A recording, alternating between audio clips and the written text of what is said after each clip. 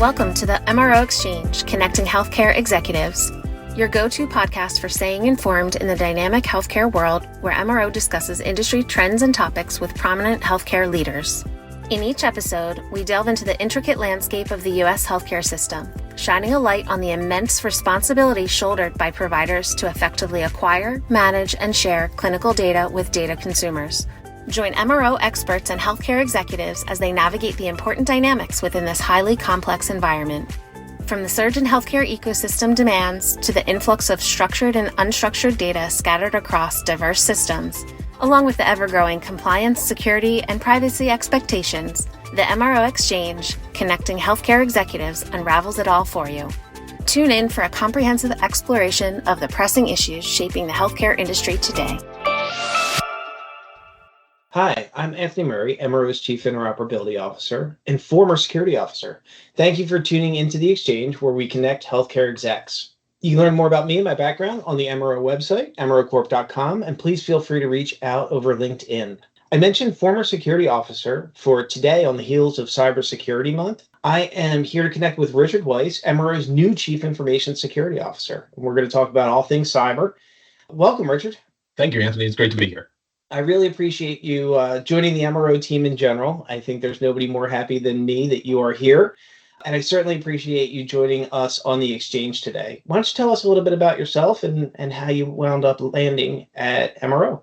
Yeah, I appreciate it. And thanks again for having me on the show today, right? It's been great last 5 months getting to know you and the team. So a little bit about myself. I started actually on the service desk, help desk, about 25 years ago, and I've held several roles throughout my career, including service desk, systems administrator, network architect, and I moved over to security somewhere about 10, 15 years ago, and I've been in healthcare for about 15 years as well. And so it's been a great journey, learning about healthcare security. That has been ever evolving, as we know. And so really holding a variety of roles throughout my career has helped me connect with people, bring sympathy and true understanding to the conversation.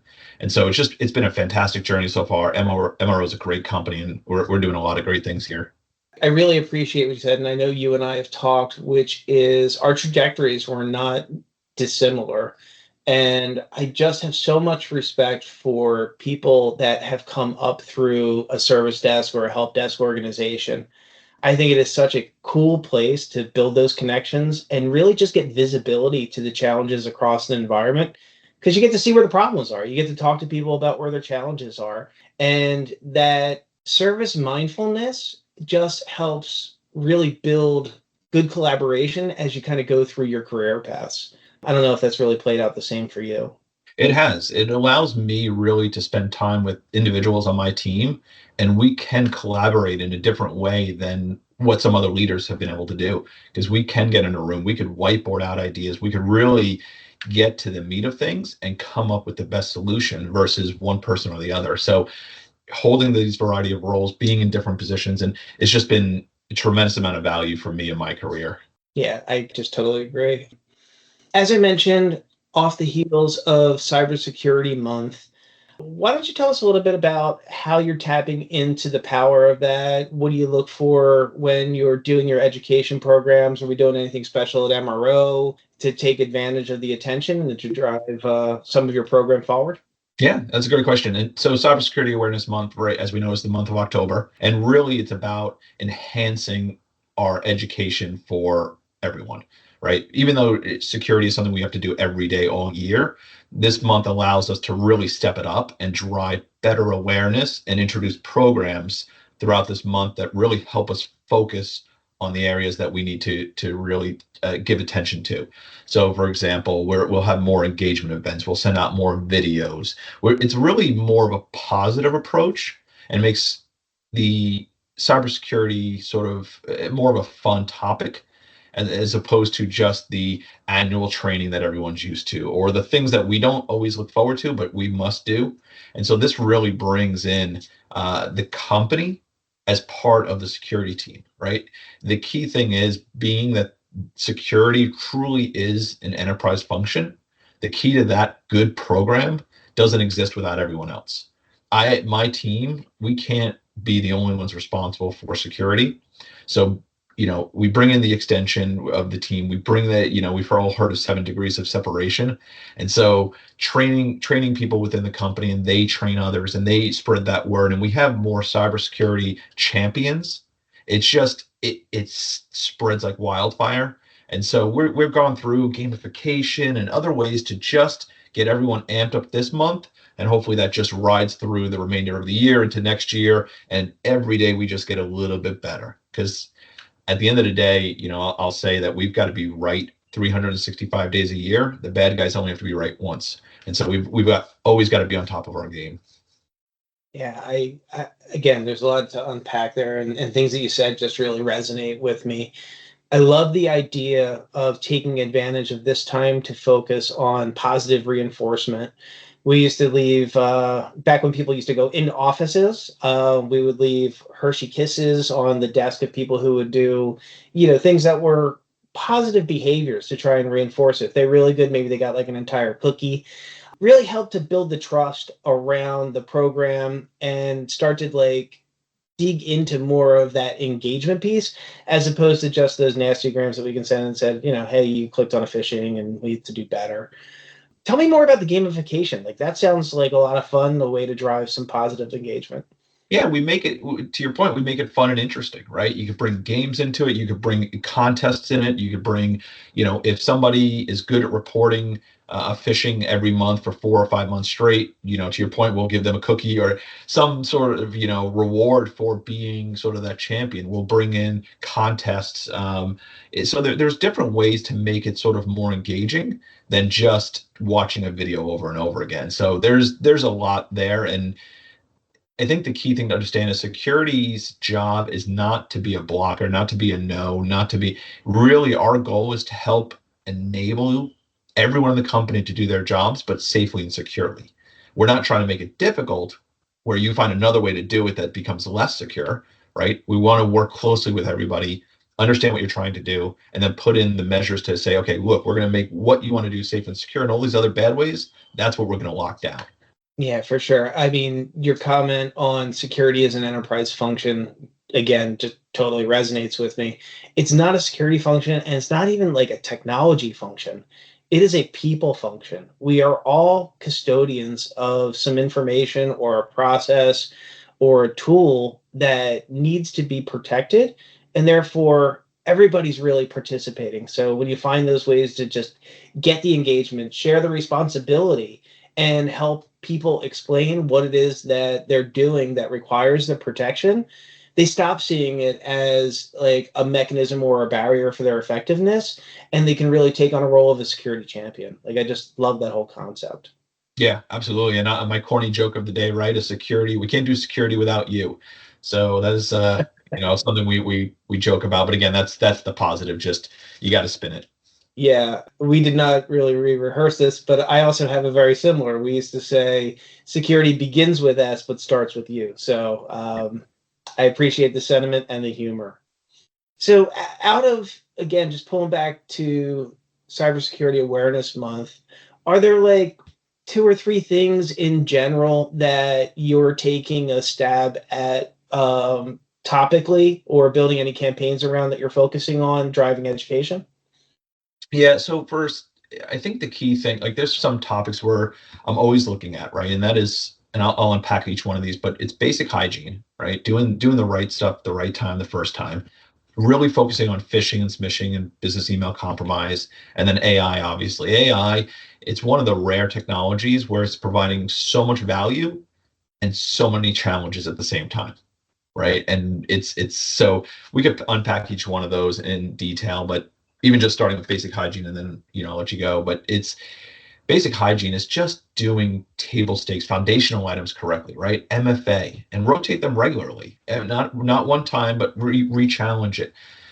Block or put endpoint security in place, blocking USBs where appropriate, or at home printing.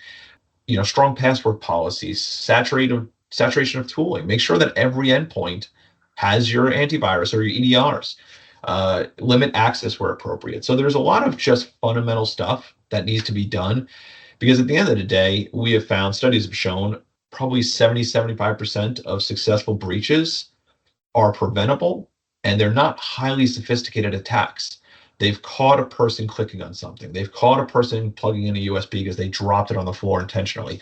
There's a lot of just, like I said, basic, I don't want to call it basic, but more table stakes that should be in place. Building a strong foundation allows you to build a really strong house. Yeah, I think it's a great point, which is you can get distracted by all the pretty shiny new threats that are out there. But if we look at a layered approach to a really good, strong security program, they really do all start with that foundation. And then it gets built upon as your business processes change, the threat landscape expands, new threats emerge, things like acquisition. I know a lot of our organizations that might be out there listening today are continuously dealing with new systems, system integration challenges, working with new people and new processes as they try and pull them back into a larger organization. And then you mentioned phishing and smishing and business email compromise. I think we all know what phishing is at this point. Can you just add a little color or flavor around what are the differences between phishing and smishing and just pure email compromise? Sure, it's a good question because there's a lot of there's phishing and smishing, and there's tons of different, but it's really the type of phishing. They're all variations of phishing, right? So smishing is SMS, text message phishing, right? We get an email from our CEO saying, "Hey, can you go buy me some gift cards to Best Buy? I'm in a meeting right now. I need them urgently." There's variations of that, and they just want the numbers, and off they go. They can make $1,000. So they'll send out, a million different texts, and hopefully they get one or two and 5, 10, and off they go. Business email compromise, that is something that has definitely taken hold over the last couple of years. And really what that is it's a way at a high level, you're almost tricking somebody into believing it's a legitimate email, but through spoofing. So creating an email that looks like our CEO or somebody on the executive team where hey, I need you to transfer money over here, or I need you to, it's not about stealing credentials. It's really about receiving funds or more of tricking somebody into doing something that they shouldn't be doing. And so the business email compromise, because it looks legitimate, the email address looks like it's from somebody that you should be receiving instructions from. That's becoming definitely more of a threat these days. So it's all, like I said, variations of phishing, but they're just trying to attack you from different angles and hoping one sticks. So it's not just click on this anymore. It's understanding the context of the email. I think one of the examples I saw was, a bad actor perpetrated an email account and took over the discussion that was being had around an invoice. So they redirected the payment for the invoice to an alternative location, which happened to be the bad actor's account. And thinking through, what are the safeguards even outside of just awareness? Do you have a double check on when you make changes to your direct deposit accounts? Do you have a second set of eyes on when you're making changes to when you're updating payment information? So I think those are really interesting things that are outside of email themselves that are all part of processes that need to be around protecting from things like compromise or, fraud is really what it basically boils down to. Yeah, and I can't remember what company it was, and because this is not, I didn't have this written down, but there was a company that was, got caught through a wire fraud, attempted because of a BEC, and they ended up losing, I think it was somewhere in the range of $10 million because they had somebody transfer money because they thought it was from the CEO. And so there's definitely, to your point, there needs to be a lot of checks and balances. How many people can do wire transfers? How many, are they calling the bank for confirmation or calling the authorized user? So there should be a policy in place that if somebody's asking you to transfer a lot of money, that you have a way to reach out to them on a second method than the one originally received. So if they emailed you, you call their cell. They call your cell, you email them. And so there has to be that check and balance. And it's really important. People are afraid sometimes to challenge or, ask for verification from an executive. Don't be. I can guarantee you any executive I've ever worked with is more than happy for you to double check their ask when it's something of, that large of an ask. So I encourage everybody to either have a process or be involved and make it part of the conversation with the executive team. Yeah, I think those are great call outs. Specifically, is there anything that you're targeting around your phishing education or your email compromise in this latest round that you want to share with the audience? I think start looking at phishing more than just blocking attempts, right? If you think about phishing in general, everyone's like, all right, we had a 3% click rate for any cybersecurity professional. We had a certain amount of clicks this month or that month, or however often you do your phishing campaigns. If you take a 10,000 person company and you had a 3% click rate, that's still 300 people that clicked on the email. That's a large amount of people. So, take your email security up a level, right? What can you do to help make it easier to identify it, limit the risk of phishing attempts?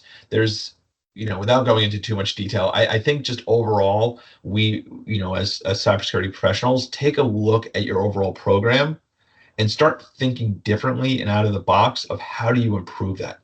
We have users that don't need to be sending external email except for certain clients that they're working with.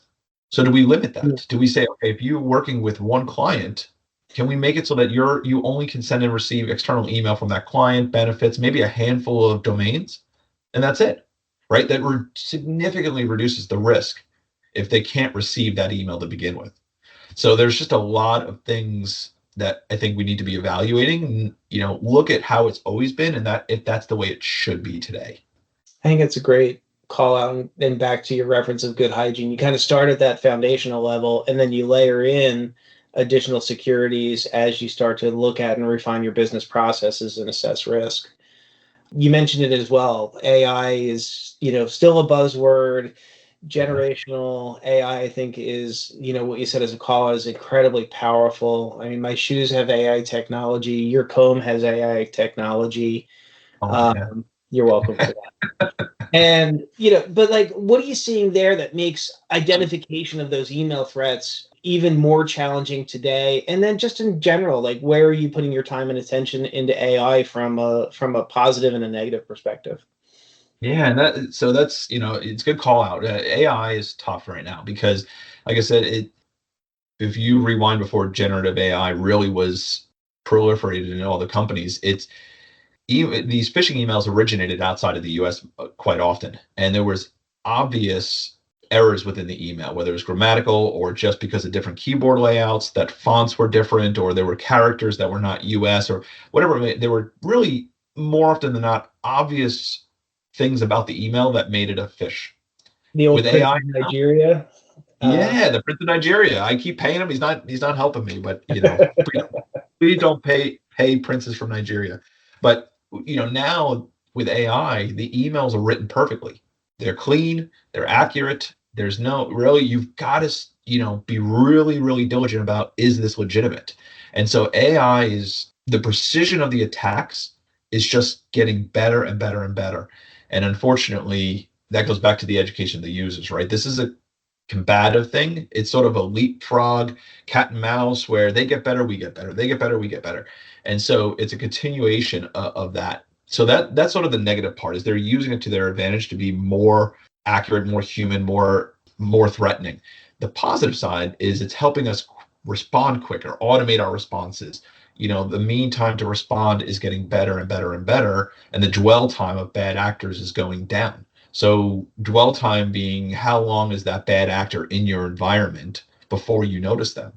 And so the average of that maybe being from 45 days is going lower and lower due to AI identifying activity, right? So AI, to your point, AI has been around for forever. Windows 95 had a chess game that was considered AI because it was pattern response. I moved a piece here, it responded with a piece there. Generative AI is more pattern creation. And so as it recognizes patterns, it's actually creating new patterns, and that's helping us respond to threats much quicker. So like I said, it's one of those rare technologies that's really being leveraged by both the good and the bad side to be able to combat overall. But there's a tremendous amount of value coming out of AI overall. So on the cusp of All Hallows Eve, what is the scariest thing that you're worried about AI today? I think the scariest thing for me is how much, and maybe just I'm the nature of my job is I'm a little bit more of a skeptic in certain things, but is how much people are just trusting it explicitly. There's Good a point. lot of bias. There's lack of accountability with AI if it's wrong. There's just a lot of things still not completely ready for, just blind trust, and people are using it, so I think I caution everybody to ensure you're using it properly, know what you're writing. AI does not always sound like you, so it can be obvious if it's not you. So be cautious about how you use it and where you're using it. That was a really interesting answer. I was expecting you to go more in the lines of, how it's harvesting social media in order to gather and really personalize those attacks. So I'm glad I put you on the spot with that one. Didn't mean to turn this into a horror show, and I thought you did some really good talking points about the benefits of AI to ensure that our heroes are coming out on top. And it's not just all about the hash and slash of the threats in the ecosystem today. Any last nuggets? Is there one thing that you really want our audience to take away that could help them, protect themselves or protect some sensitive information that they have to deal with for business, as a little treat to give, perhaps? Yeah, a good way to word it. I think the key thing is, I know zero trust was another, but I don't want to say buzzword, but that was a big topic, last year, and it still continues to be. But until companies could get to a true zero trust model, at least employ a trust but verify model. Too quick to say, yeah, go patch. Are we really verifying it? Are we checking afterwards? Do we have sort of the measures in place to ensure that we are doing what we say we're doing? And to no fault of anyone, everyone's moving in a million different directions at a million miles an hour. So, as securities function, it's not only, hey, go patch, it's, hey, go patch. Here's how we're doing it. Here's what we're checking. We validated this. It is clean. It is secure. Go through and partner up with your business. It's more critical than ever that security is part of the business conversation and not, like I mentioned earlier, not just a barrier to things, but an enabler. And how do we do that? We stay in lockstep. We get involved early, build those relationships, build those partnerships, build the verification in early and often, right? You don't want to be a last minute, it's not working, sorry, we've got to stop this release. So get involved early and be part of the conversation. That's great. Hopefully, people can take that with them today. I do want to thank you for being a guest on the Exchange in this episode. I actually look forward to future podcasts where you are the host and you'll be bringing a plethora of more security information and awareness to our organization and to our audience. So I can't thank you enough for the time today, Richard. Thank you, Anthony. It's been a pleasure.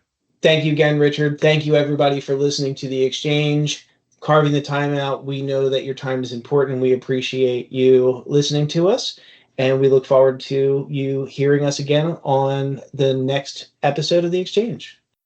You've been listening to the MRO Exchange, where we connect healthcare execs. For more insights and to hear other healthcare executives' exchanges, visit the show's page on MROcorp.com and be sure to explore additional resources and thought leadership articles. You can also check out the program page on healthcarenowradio.com. Finally, be sure to connect with us on LinkedIn or X at MRO Corp. Until we talk again, this is the MRO Exchange, where healthcare execs connect.